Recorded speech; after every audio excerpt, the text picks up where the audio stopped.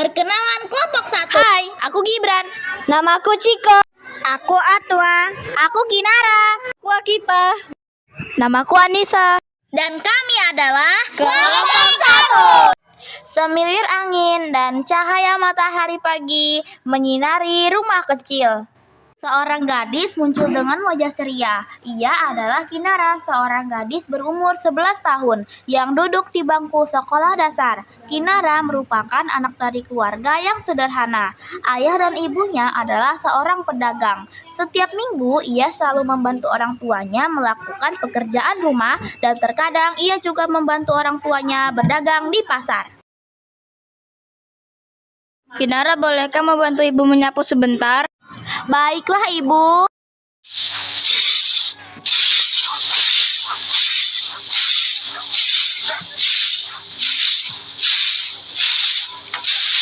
Ibunya pun selalu mengajarkan Kinara untuk berkata jujur dan ramah pada setiap orang.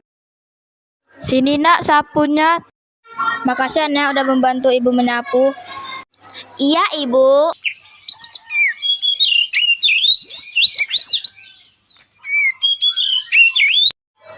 Suatu pagi seperti biasanya, ia masih membantu ibunya di rumah sebelum berangkat ke sekolah.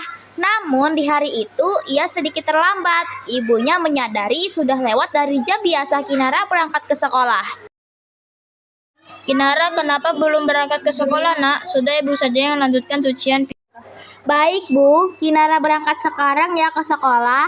Assalamualaikum Ibu. Kinara mengucap salam dan juga mencium tangan ibunya terlebih dahulu sebelum berangkat ke sekolah. Kinara berjalan kaki dengan cepat. Ia mengira sudah terlambat sampai sekolah. Namun sesampainya di sekolah ternyata belum terlalu ramai.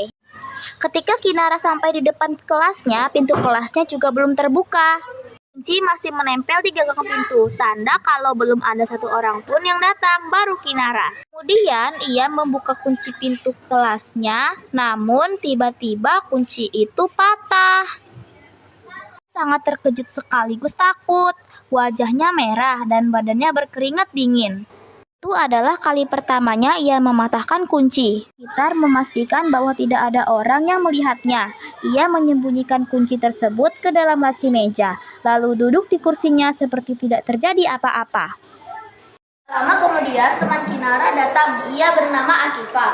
Kinara menyapa Akifah seperti tidak terjadi apa-apa. Akifah membalas sapaan Kinara dengan senyuman. Kinara mendekati Akifah berniat untuk menceritakan kejadian tadi. Ia berbicara kepada Akifah dengan berbisik. Aku ingin cerita ke kamu, tapi aku minta kamu jangan beritahu siapapun ya. Bisikan Kinara. Memang kamu mungkin tahu. Cerita saja, aku udah cerita aku tuh. Jadi gini, tadi pagi kan aku sampai di sekolah. Lalu aku membuka pintu kelas kita yang masih terkunci. Waktu aku membuka memakai kuncinya, tiba-tiba kunci itu patah. Aku terkejut sekali sekaligus takut. Jadi aku langsung menyembunyikannya di laci mejaku. Aku takut dimarahi sama Pak Gibran, wali kelas kita. Begitu ceritanya, jangan beritahu siapapun ya. Ya ampun, begitu ternyata ceritanya. Iya deh, aku tidak beritahu siapapun kok. Terus sekarang kamu bagaimana? Apa tidak kamu ceritakan saja pada Pak Gibran kalau kamu mematahkan kunci itu? Kan nanti masalah akan cepat selesai kalau kamu berkata jujur. Aku takut nanti dimarahi sama Pak Gibran. Jawab Kinara. Ya sudahlah kalau itu maumu. Tapi kalau nanti masalahnya menjadi dosa, aku tidak mau ikut dia. Udah Akifah. Iya, aku akan urus sendiri. Sahut Kinara kudas.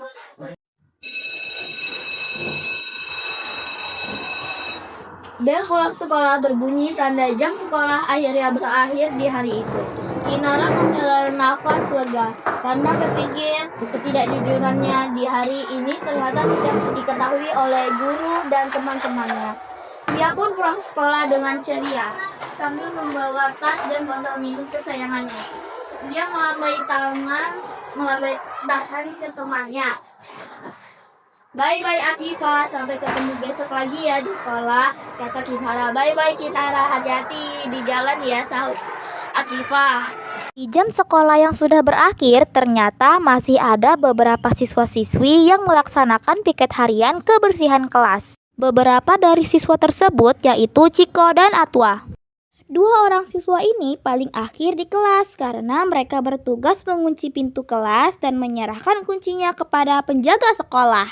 Ciko masih merapikan buku-buku di dalam tas dan Atwa sudah menunggu di luar pintu kelas sambil mempersiapkan untuk mengunci pintu kelas. Kok kunci kelasnya tidak ada di gagang pintu? Atwa bergumam sendiri. Ada apa, Atwa? Ciko kemudian berjalan mendekati Atwa dan melihat langsung di pintu kelas. Oh iya ya Atwa, betul kata kamu, kunci kelas kita kok tidak ada. Waduh, bagaimana ini? Masa kelas tidak kita kunci? Kata Ciko. Siapa ya yang datang pertama kali tadi di kelas? Dia pasti tahu kemana menyimpan kuncinya. Ujar Atwa lagi. Atau kita periksa saja semua laci meja teman-teman kita. Siapa tahu kuncinya terbawa waktu dia membukanya. Wah, ide bagus tuh, Cik. Ayo kita periksa sekarang. Kata Atwa. Mereka berdua lalu memeriksa satu demi satu laci meja teman-teman di kelas 5A. Dan tibalah saat Atwa memeriksa laci meja milik Kinara. Ketika Atwa melihat isi kolong laci meja tersebut, dia melihat benda yang mereka cari. Namun, ketika kunci itu diangkat, plek, kunci itu sudah bergoyang patah terbagi dua. Hah? Ciko dan Atwa sama-sama terkejut dengan ekspresi wajah yang tidak percaya. Atas kejadian ini, mereka pun mendiskusikan dan mengambil keputusan untuk memberitahukan hal tersebut kepada wali kelas mereka, yaitu Pak Gibran. Atwa dan Ciko langsung pergi ke kantor guru untuk menemui Pak Gibran dan berniat menceritakan semua kejadian tersebut. Selamat siang, Pak. Kata Atwa dan Ciko sambil mengetuk pintu kantor.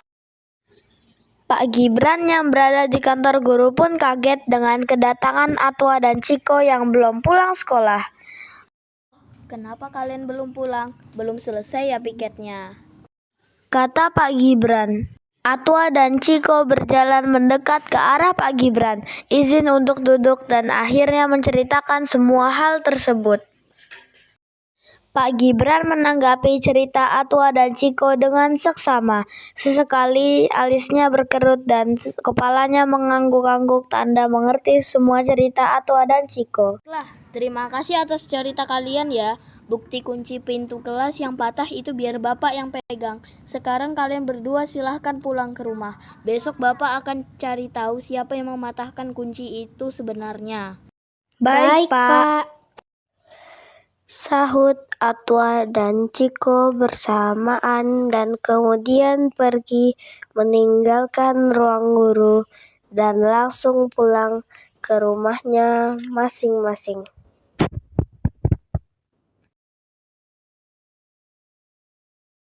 Keesokan harinya, Pak Gibran datang ke sekolah pagi-pagi sekali dan menunggu siswa-siswinya yang satu persatu mulai berdatangan ke kelas. Setelah melaksanakan senam pagi, Pak Gibran masuk ke kelas 5A dengan wajah serius. Siswa-siswi pun menjadi tegang. Beberapa di antaranya mengira apakah ada ulangan mendadak. Suara-suara berisik saling berbisik, siswa-siswi menerka masing-masing. Ada apakah gerangan Pak Gibran hari ini? Begitu juga Kinara. Dia sudah gelisah di tempat duduknya dan mencurigai Akifah. Akifah, apakah kamu menceritakan hal kemarin kepada Pak Gibran? Kenapa Pak Gibran pagi ini seperti mau marah ya? Tidak kok, aku tidak bercerita apapun. Aku juga takut, Kin. Takut kalau kebohongan kemarin terbongkar. Aku merasa bersalah sudah membelamu. Suara ketukan di kursi Pak Gibran akhirnya memecah keriuhan di kelas tersebut. Suasana menjadi hening, diam, tak ada siswa-siswi yang berani bersuara. Selamat pagi anak-anak. Kata Pak Gibran. Pagi, Pak. Mereka menyahut sapaan gurunya. Anak-anak, sebelum Bapak memulai pelajaran hari ini, Bapak ingin bertanya kepada kalian semua. Siapa yang mematahkan kunci kelas? Silahkan angkat tangan. Kan ada bunyi petir. Kinara mendengar Pak Gibran berucap. Kinara langsung menundukkan kepala, tangannya mengepal kencang, dadanya berdebuk kencang. Badannya bergetar. Dan tanpa sadar air matanya tertahan hampir jatuh. Itu juga dengan Atifah, teman sebangku Kinara. Saya langsung terpaku, terdiam sambil sesekali melirik ke Kinara. Dan bibirnya ingin bersuara namun masih tertahan. Kelas masih menjadi hening. Tidak ada seorang pun yang mengakuinya, termasuk Kinara. Anak, Bapak bertanya sekali lagi. Kalau masih tidak ada yang mengakuinya, Bapak akan menghukum seluruh anak kelas 5A. Siapa yang mematahkan kunci kelas 5A ini? Kinara kemudian tiba-tiba teringat kata-kata ibunya bahwa ia harus selalu berkata jujur. Ia langsung menangis dan merasa bersalah. Ia berdiri dan berjalan ke arah Pak Gibran dan berkata, Pak, saya mau mengakui. Isak Kinara tidak bisa melanjutkan lagi perkataannya. Nara, Akifah, sekarang kalian ke ruang guru. Bapak tunggu kalian di sana ya. Kata Pak Gibran dengan hangat tanpa marah. Sambil berjalan tertunduk lesu, Kinara dan Akifah menuju kantor guru. Sesampainya di sana, Kinara terkejut sekali karena ia melihat ibunya sudah duduk menunggunya. Ibu, Kata Kinara sambil menangis. Anakku, sini nak. Akifah mengikuti duduk di sebelah Kinara sambil terdiam. Nara, berbohong tidak akan menyelesaikan masalah, namun malah akan membuat masalah semakin besar. Apakah kamu tahu apa kesalahanmu? Tanya Pak Gibran. iya Pak, Kinara minta maaf. Kinara sudah tidak jujur bahwa kemarin pagi sebenarnya Kinara yang tidak sengaja mematahkan kunci pintu kelas. Namun Kinara takut untuk memberitahu Bapak. Kinara takut Bapak marah. Kejujuran adalah salah satu budi pekerti yang luhur. Kamu anak yang pintar, Kinara. Jangan sampai kebohongan menjadikanmu sebagai anak yang tidak mempunyai budi pekerti yang baik. Karena tidak berguna jika kita memiliki kepintaran dan kesuksesan namun kita tidak memiliki budi pekerti yang baik. Tidak memiliki sifat kejujuran dalam diri kita. Kata Pak Gibran melanjutkan. Bapak juga memanggil ibumu ke sini, sesuai dengan peraturan sekolah, di mana jika terdapat siswa-siswi yang melakukan kebohongan di lingkungan sekolah, maka orang tua wajib mengetahui. Mohon maaf Bu Anissa, sudah mengganggu waktunya hari ini. Kinara masih tertunduk lesu merasa bersalah. Baik Pak Gibran, tidak apa-apa. Saya mengucapkan banyak terima kasih sudah memperhatikan masalah ini. Agar saya juga bisa menasehati Kinara lebih baik lagi. Mohon maaf Pak, semoga Kinara tidak mengulanginya lagi. Sama-sama Ibu Anissa, mengenai hal ini sudah sewajarnya menjadi tanggung jawab kita bersama. Semoga peran orang tua di rumah dan guru di sekolah bisa saling membantu siswa-siswi yang berkepribadian baik dan menjadikan mereka anak-anak pintar dengan budi pekerti yang luhur. Dan Akifah, Bapak tahu kamu teman baik Kinara. Kamu pasti tahu kejadian sebenarnya kan? Sebagai teman yang baik, seharusnya kamu memberi nasihat dan jangan mengikuti kemauan Kinara. Kamu harus memberanikan diri untuk memberitahu Bapak kejadian yang sebenarnya dari awal. Jangan ikut menutupi kebohongan dan ikut tidak jujur.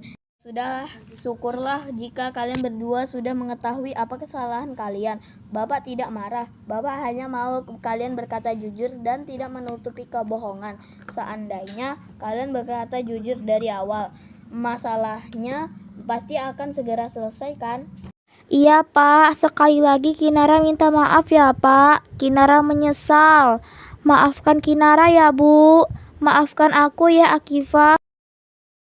Iya nak, ibu sudah maafin kok. Sudah jangan nangis lagi ya.